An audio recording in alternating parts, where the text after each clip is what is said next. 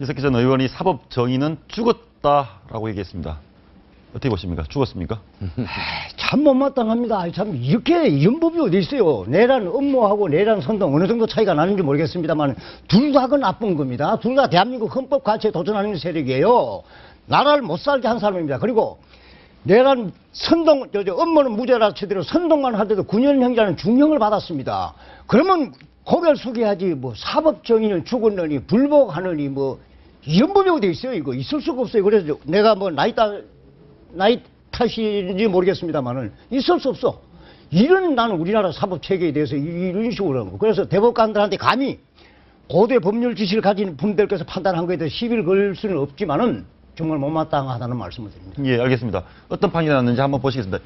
내란 음모가 있고요. 선동 국가보안법이 있는데 1심, 2심에서는 1심은 다 유죄였네요. 네. 2심에서는 음모는 아니다. 네. 무죄가 났고 3고심에서는 2심 결과가 그대로 인용이 됐습니다. 네. 그러니까 검찰은 다시 내란 음모도 유죄라고 봤고 피고인은 다른 유죄도 죄가 없다라고 주장하고 싶었고 그렇죠. 결국 이 결과가 징역 9년에 자격정지 7년.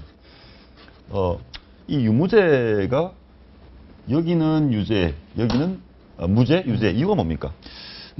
선동이랑 음모가 이제 어떤 차이가 있는지 말씀드려야 되는데, 그러니까 예를 들어서 제가 이제 이석기라고 했을 때, 여러분들이 이제 그냥 마리스타에 모인 사람들이잖아요. 이석기 가서 얘기를 합니다. 아, 뭐 정사가 이러니까 북이 쳐들어올 때면 우리가 뭐 이렇게 해가지고 나라를 뒤집어야 되겠어. 얘기를 하죠. 예. 앞에 있는 사람은 아, 맞아. 우리 정말 그렇게 해야 돼. 수 말씀이 맞아요. 고개를 끄덕끄덕 합니다. 이렇게 되면 선동이에요. 예. 이것까지 인정한다는 거예요. 음모는 뭐냐면 거기서 좀 더 나가서 자, 그럼 이제 우리가 어떤 식으로 이거를 할 건지 한번 계획을 짜보자 라고 해서 구체적인 계획을 세우고 거기에 대해서 합의까지 이뤄야 내란 음모까지 간다는 겁니다. 실제로 그걸 실행하면 정말 내란죄가 되는 것이고요. 근데 그때 보면 뭐 주요 시설을 타격하고 뭐 국가기관 시설을 뭐 마비시켜야 되겠다 이런 식으로 그렇지. 구체적으로 얘기도 있지 않았습니까? 그러니까 그런 내용은 나오긴 했으나 2심도 마찬가지고 대법원의 얘기들은 음모에 이르기 위해서는 합의가 있어야 되는 것이고 그러기 위해서는 구체적으로 언제 어떻게 무엇을 누가 할 것인가에 대한 구체적인 내용이 있어야 된다. 그러니까 전시회 되면 KT 뭐 서청하고 뭐 울산 어디를 습격하고 이런 것들을 더 나아가서 역할 분담이라는 것이죠. 박성호 정원님은 폭탄을 만들고 우리 배 대표님은 뭐 총을 가져오시고 예. 그리고 실제 설치는 뭐 이훈우 부장님 하시고 이런 식으로 해가지고 구체적인 행동 지침까지도 나와 있어야 음모로 처벌할 수 있다라고 보는 것이죠.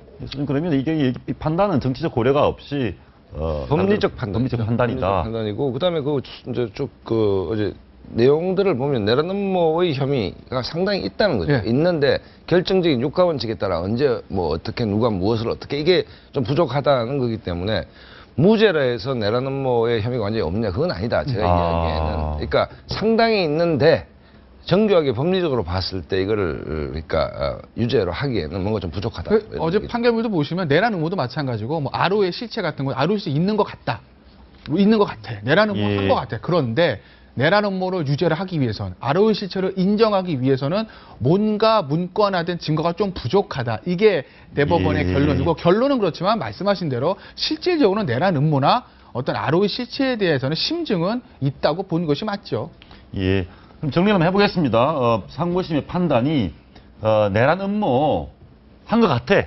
그런데 법리적으로만 좀 아쉽다. 예. 약간 정확한 물증이 RO라는 조직이 있는 것 같은데. 그러니까 이게 왜 이제 문제가 되느냐 하면 저는 뭐 이게 뭐 헌재의 판단과 뭐 다 상이하다 그건 좀 아닌 것 같고 그동안 공안기관이 이게 국정원과 이제 검찰이 수사를 한 거 아닙니까? 내란 음모죄를 성립시키기 위해서 정교한 수사를 했냐 과연. 그런 부분에서 우리가 충분히 문제 제기를 할 수 있다. 그러니까 과거 뭐 이른바 좌파 정권 10년 동안에 이른바 대북 라인이 다 무너졌다라고 얘기하는데 예. 이번에 어쨌든 내란 음모죄가 무죄가 났다는 얘기는 수사가 약간 부실했다라는 비판을 할 수밖에 없습니다. 그렇기 때문에 오늘이라도 이 공안 문제는 공안 당국이 좀 더 역량을 배가하고 예. 이런 그 논란이 일어나지 않게끔 좀 완벽하게 예를 들어서 민변 쪽에서 우리가 뭐 간첩 사건이나 공안 사건 오면 굉장히 정교한 어떤 기술들을 개발하고 있지 않습니까?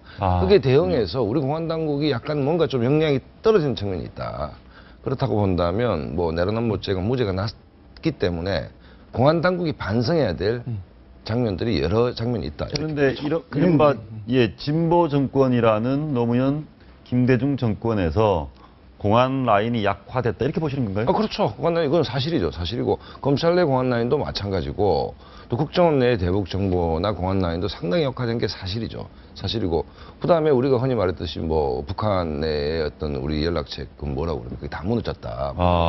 북한 대북 정보망이 최소한 이게 내라놓은 무죄를 그냥 뭐 사실상 유죄인데 뭐 증거가 없어서 무죄다라고 했을 때 결국 우리가 공안 당국을 좀 비판할 수밖에 없는 지점이 있다는 거죠. 영향이 부족했다. 하나 조금 첨언을 드리면 그 공안 당국 굉장히 열심히 잘 하셨는데 하나 아쉬운 게 두 가지가 뭐냐. 하나는 뭐냐면 이제 그 우리가 이 마리스타에서 그 녹취를 하고 그다음에 바로 이제 수사 결과 발표했거든요. 조금 더 한 다음에 했으면 어땠을까? 뭔가 그러니까 조금 더 사건이 성숙된 다음에 뒤늦게 터트렸으면은 어땠을까는 아쉬움이 하나 있는 거고 두 번째 아쉬움은 뭐냐면 다 기억하실 거예요. 그 국회의사당에 압수수색까지 들어갔을 때 앞에 막 씁니다. 그 인석기원실 관계자들이 그 스마트폰 카메라 누군가 이렇게 찍었더니 안에서 막 문건 파쇄하고 있잖아요. 그거를 이제 공안당과 못 들어가고 있었거든요. 예. 그 당시에 제가 봤을 때는 좀 물리적 충돌이 있더라도 과감하게 들어갔어야 돼. 들어가서 그 파쇄하는 문건들 저는 왠지 거기에 뭔가가 있었을 것 같은 생각이 드는 그것이 좀 아쉽죠. 그때 좀 강력하게 집행을 했어야 되는데요. 너무 시간을 많이 줬어요. 알겠습니다. 방금 소장님께서 헌재와 대법원의 판단이 틀린 것은 본질은 아니다라고 얘기를 했는데 네, 그렇죠. 어쨌거나 사람들 입장에 그 밑에서 의아합니다. 헌재는 R로부터 해서 이 음모에 가까운 모든 것들을 인정을 했고 통진당을 해산했고 대법원 입장이 조금 달라 보이거든요. 아니 저는 소장의 의견에 동의해요. 저는 그렇게 보지 않아요. 그건 어제 그렇군요. 변론 나왔을 때 처음에 받아쓰는 언론들에서 헌재와 대법원의 판결이 틀렸다.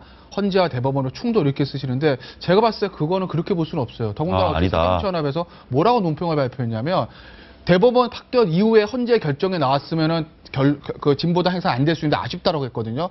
글쎄 새정치연합에서 누가 그렇게 결정하셨는지 모르겠는데 저는 헌재 결정문이랑 대법원 판결문 읽어보시고 하신 말씀이지 의문이 들어요. 그건 왜 그러냐면 헌재나 대법원 똑같습니다. RO 실제 있는 것 같아. 내라는 뭐 한 것 같아. 쟤네들 문제 있어는 똑같아요. 다만 이 대법원 같은 경우에는 이석기 씨가 내란 음모가 유죄냐 무죄냐를 명백히 판단해야 되기 때문에 그렇기 때문에 증거에서 내란 음모 무죄, RO 실체 없어라는 결론을 낼 수밖에 없는 것이고 헌재 같은 경우에는 굳이 그럴 필요가 없거든요. 그들의 활동이 문제가 있고 그게 어떤 정당의 행사니까 그래서 통진당이 위헌정당이다. 여기까지만 가면 되니까 굳이 RO 실체가 있다 없다 명백하게 답을 줄 필요가 없는 거예요. 뭐 내라는 거 된다 한다 줄 필요가 없는 거죠. 얘네들 분명히 알고 있는 것 같고 문제가 많아. 그리고 얘네들 분명 그 안에서 하는 숙덕숙덕 하는 게 대한민국 자유민주기본에서 위배돼. 그리고 걔네들은 통진당의 중요 인물이기 때문에 그게 통진당 활동에 연결돼. 여기까지만 해도 되기 때문에 그렇게 하는 것이지 결코 헌재에서 RO 있어. 대법원 없어. 헌재에서 내라는 뭐 돼. 대법원 안 돼. 이렇게 하는 게 아니에요. 그건 오해하시는 겁니다. 알겠습니다. 두 분 말씀을 들어보면 내란 음모도 맞다. RO 실체도 있다. 그러나 헌재 판단은 맞지만 대법원에서는 보다 정밀한 증거가 일부 부족하다. 알겠습니다. 근데 지금 징역 9년이고 자격은 7년입니다. 16년 합치면 이분이 67세가 되고요. 정치 생명은 끝났다.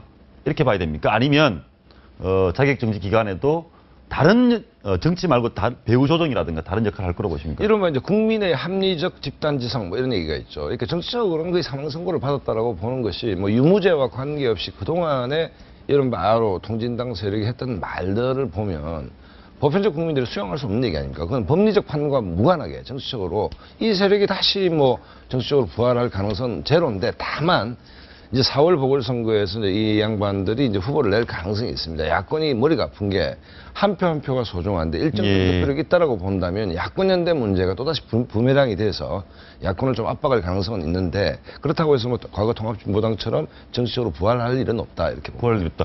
그런데 말씀해 이 사건 심판과 정치적인 잣대로 보시면 아니 됩니다.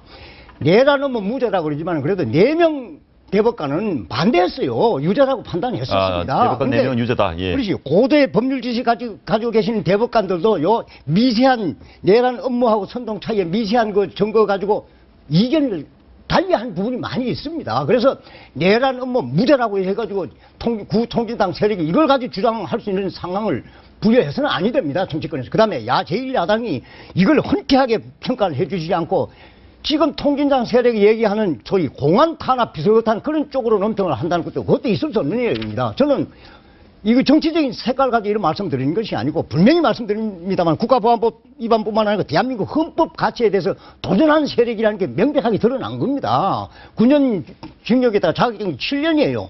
이걸 중시해 주셔야지 말이야. 이걸 정치적인 잣대를 가지고 말이야.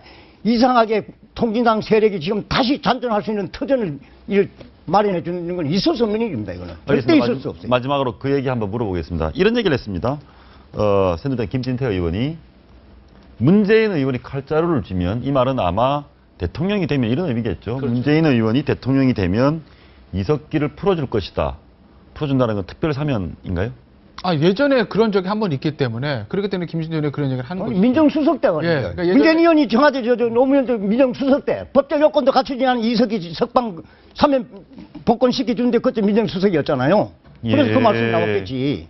그 당시에 이제 뭐 예를 들어서 그 법무부 장관이 또 다른 강정구 교수 문제도 있고 이렇게 참여정부 때 이른바 정북 좌파의 전성기였죠. 전성기였던 것이고 그렇기 때문에 김진태 의원이 그런 주장을 할 수 있는 개연성, 근거는 있다라고 저는 봅니다. 있는데 뭐 문재인 의원이 대통령이 될지 안 될지는 모르지만 만약에 된다 했을 때 과연 현재의 추세에서 이게 가능할지는 모르겠으나 과거에 그런 어떤 문재인 의원이 민정수석일 때 그 당시 명백하게 특히 이석기 씨 같은 경우에는 그냥 악성 국가보안법 그렇습니다. 구속자였는데 그걸 풀어준 것은 뭐 어찌됐든 그건 역사에 남는 기록이기 때문에 문재인이 두고두고 짊어져야 될 짐이라고 저는 봅니다. 짐이다. 네. 실제 문재인 대통령이 됐을 때 만약에 이석기 풀어줄 가능성이 있다고 보십니까? 저는 별로 없다라고 없다고 보는 것이 보십니까? 이미 어떤 측면에서 보면 박근혜 정부가 야당의 굉장히 아픈 암세포를 제거해 줬다라고 봅니다. 왜냐하면 이게 이 세력이 정치 세력으로 남아있는 야권은 두고두고 골친데 스스로가 이 암세포를 이 종양을 뗄 수 있는 능력은 없지 않습니까? 그렇죠. 그렇기 때문에 외부의 힘에 종양을 떼줬기 때문에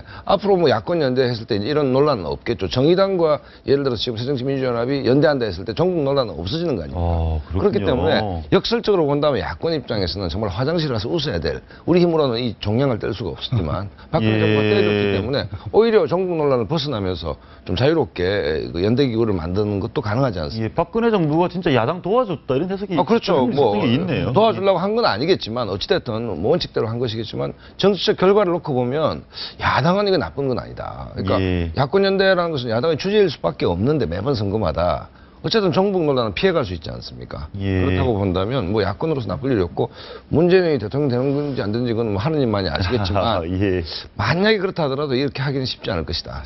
알겠습니다.